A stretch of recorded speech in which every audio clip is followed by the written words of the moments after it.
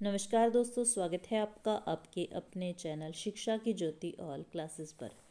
तो आज से हम अपनी एनसीईआरटी की सीरीज शुरू करने वाले हैं, कर रहे हैं 11वीं और 12वीं की, जो कि पीजीटी हिंदी के लिए रहेगी। चाहे आपने केवीएस का पेपर देना है, चाहे एचपीएससी का देना है, क्योंकि दोनों का जो सिलेबस है बिल्कुल ही एक जैसा है। ठीक है, बिल्कुल डिट्टो है दोनों का सिलेबस, पूरी की पूरी एनसीईआरटी उसमें दे रखी है। एनसीईआरटी की ये सीरीज़ शुरू करने से पहले मैं आपको एक बात बता दूं कि कहा तो एसटेट के लिए भी यही गया था कि जो पेपर है वो एनसीईआरटी से बनेगा, लेकिन उसमें जो प्रश्न थे वो ज़्यादा डीप बीच में से पूछ लिए गए थे। इसीलिए हम एक एक लाइन को, एक एक शब्द को पढ़ने की कोशिश करेंगे ताकि कोई प्रश्न ना छूटे। ठीक है, इसके अलावा आपने व्याकरण पर खास करके ध्यान देना है, क्योंकि ज़्यादातर जो वेटेज थी सब्जेक्ट में भी व्याकरण की रहती है। और इसमें अगर केवीएस की बात करें तो उसमें जनरल सेशन में भी 10 नंबर की व्याकरण आएगी। ठीक है, तो आपने व्याकरण को अच्छे से तैयार करना है। हम जो एनसीईआरटी में एक एक शब्द दिया गया उसको पढ़ेंगे। आपने खास करके जो लेखक परिचय हैं उन पर ध्यान देना है, क्योंकि कहा गया है कि सिलेबस चाहे एनसीईआरटी का है उसका लेवल रहेगा ग्रेजुएशन लेवल का। ठीक है, और जो राइटर हैं उनकी जो रचनाएं हैं, मतलब कि ग्रेजुएशन लेवल पर आती हैं या पढ़ी जाती हैं, तो वो उनको भी आपको ध्यान में रखना है। ठीक है, तो शुरू कर लेते हैं। ये पंक्तियाँ आपने अच्छे से याद रखनी है। साहित्य वह जादू की लकड़ी है जो पशुओं में, ईंट पत्थरों में, पेड़ पौधों में भी विश्व की आत्मा का दर्शन करा देती हैं। ये पंक्तियाँ मुंशी प्रेमचंद जी की हैं। जीवन में साहित्य का स्थान रचना से ली गई हैं।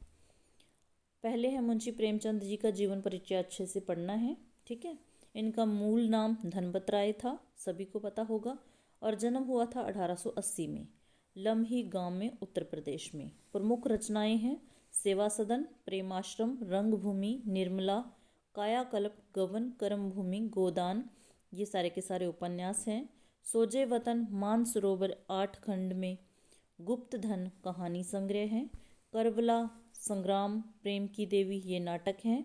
कुछ विचार, विविध प्रसंग, ठीक है, ये निबंध संग्रह हैं। उसके बाद उनकी मृत्यु हो गई 1936 में, याद रखनी है, मृत्यु इनकी 1936 में हुई। आगे है, प्रेमचंद हिंदी कथा साहित्य के शिखर पुरुष माने जाते हैं। कथा साहित्य के इस शिखर पुरुष का बचपन अभावों में बीता। स्कूली शिक्षा पूरी करने के बाद पारिवारिक समस्याओं के कारण जैसे तैसे बीए की पढ़ाई की। अंग्रेजी में एमए करना चाहते थे, लेकिन जीवन यापन के लिए नौकरी करनी पड़ी। सरकारी नौकरी मिली थी, लेकिन महात्मा गांधी के असहयोग आंदोलन में सक्रिय होने के कारण त्यागपत्र देना पड़ा। राष्ट्रीय आंदोलन से जुड़ने के बावजूद लेखन कार्य सुचारू रूप से चलता रहा। पत्नी शिवरानी देवी के साथ अंग्रेजों के खिलाफ आंदोलन में हिस्सा लिया। तो इनकी पत्नी का नाम शिवरानी देवी आपने याद रखना है।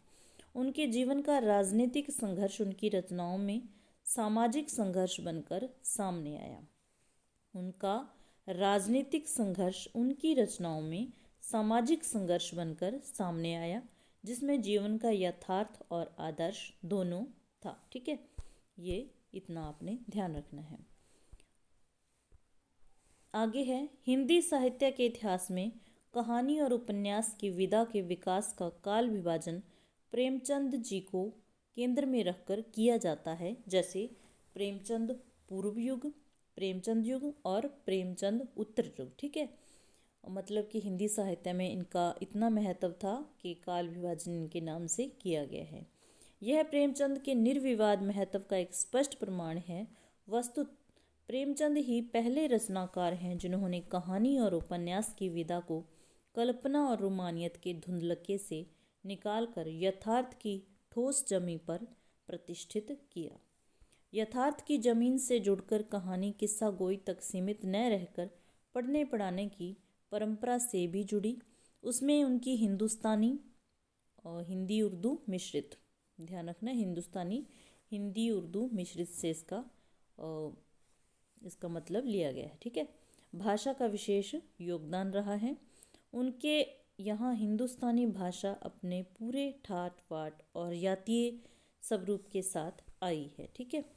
उनका आरंभिक कथा साहित्य कल्पना, संयोग और रूमानियत के ताने बाने से बुना गया है, लेकिन एक कथाकार के रूप में उन्होंने लगातार विकास किया और पंच परमेश्वर जैसी कहानी तथा सेवा सदन जैसे उपन्यास के साथ सामाजिक जीवन को कहानी का आधार बनाने वाली यथार्थवादी कला के अग्रदूत के रूप में सामने आए। ठीक है। ये ध्यान रखना है कि किन रचनाओं से यथार्थवादी कला के अग्रदूत बने। वो पंच परमेश्वर कहानी का नाम आता है और सेवा सदन उपन्यास का नाम आता है। ठीक है। यथार्थवाद के भीतर भी आदर्शोन्मुख यथार्थवाद से आलोचनात्मक यथार्थवाद तक की विकास यात्रा प्रेमचंद ने की है। ये आपको ध्यान रखना है। आदर्शोन्मुख यथार्थवाद स्वयं उनकी ही गढ़ी हुई संज्ञा है, मतलब कि आदर्शोन्मुख यथार्थवाद नाम देने वाले मुंशी प्रेमचंद ही हैं। ठीक है। यह कहानी और उपन्यास के क्षेत्र में किए गए उनके ऐसे रचनात्मक प्रयासों का पर लागू होती है जो कटु यथार्थ का चित्रण करते हुए भी समस्याओं और अंतर विरोधों को अंततः एक आदर्शवादी और मनोवांछित समाधान तक पहुंचा देते हैं। ठीक है। एक एक शब्द आपने मतलब कि ध्यान में आपके होना चाहिए। आगे है सेवा सदन, प्रेमाश्रम आदि उपन्यास और पंच परमेश्वर, बड़े घर की बेटी, नमक का दरोगा आदि कहानियाँ ऐसी ही रचनाएं हैं। ठीक है। तो आपने इन रचनाओं को अच्छे से याद रखना है, कौन कौन सी रचनाएं हैं उनकी। ठीक है। बाद की उनकी रचनाओं में यह आदर्शवादी प्रवृत्ति कम होती गई और धीरे धीरे वे ऐसी स्थिति तक पहुंचते हैं यहाँ कठोर वास्तविकता को प्रस्तुत करने में वे किसी तरह का समझौता नहीं करते। गोदान उपन्यास और पूस की रात, कफन आदि कहानियाँ उसके सुंदर उदाहरण हैं। तो वास्तविक कठोरता वाली रचनाएं उनकी कौन कौन सी हैं? वास्तविक कठोरता जिनमें दिखाई गई है गोदान उपन्यास है, पूस की रात और कफन कहानियाँ हैं। ठीक है।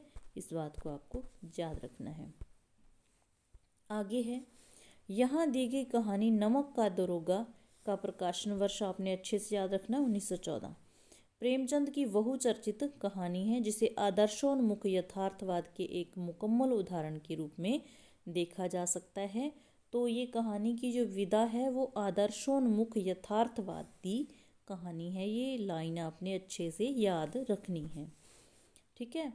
कहानी में ही आए हुए एक मुहावरे को ले तो यह धन के ऊपर धर्म की जीत की कहानी है। तो इसका जो मतलब कि कहानी का जो विषय है क्या है, कह सकते हैं धन के ऊपर धर्म की जीत है। ठीक है। धन और धर्म को हम क्रमशः सद्वृत्ति और असद्वृत्ति, बुराई और अच्छाई, असत्य और सत्य इत्यादि भी कह सकते हैं। कहानी में इनका प्रतिनिधित्व क्रमशः पंडित अलोपीदीन और मुंशी वंशीधर नामक पात्रों ने किया। तो जो पंडित अलोपीदीन थे वो धन का प्रतिनिधित्व करते हैं और मुंशी वंशीधर करते हैं धर्म का प्रतिनिधित्व। ये चीज़ें आपने याद रखनी है। ईमानदार कर्मयोगी मुंशी वंशीधर को खरीदने में असफल रहने के बाद पंडित अलोपीदीन अपने धन की महिमा का उपयोग कर उन्हें नौकरी से मुअत्तल करा देते हैं, हटा देते हैं उनको नौकरी से। लेकिन अंततः क्या होता है कि सत्य के आगे उनका सिर झुक जाता है। वे सरकारी महकमे से बर्खास्त किए गए वंशीधर को बहुत ऊंचे वेतन और भत्ते के साथ अपने सारी जायदाद का स्थायी मैनेजर नियुक्त करते हैं। ठीक है। अंत में कहानी के ये सब हुआ था और गहरे अपराध बोझ से भरी हुई वाणी में निवेदन करते हैं, परमात्मा से यही प्रार्थना है कि वह आपको सदैव वही नदी के किनारे वाला बेमुरव्वत उदंड किंतु धर्मनिष्ठ दरोगा बनाए रखे। तो ये पंक्तियाँ आपने अच्छे से याद रखनी है। ये किसकी पंक्तियाँ हैं? ये अलोपीदीन ने कहा था। ठीक है। ये पंक्तियाँ आपने याद रखनी है।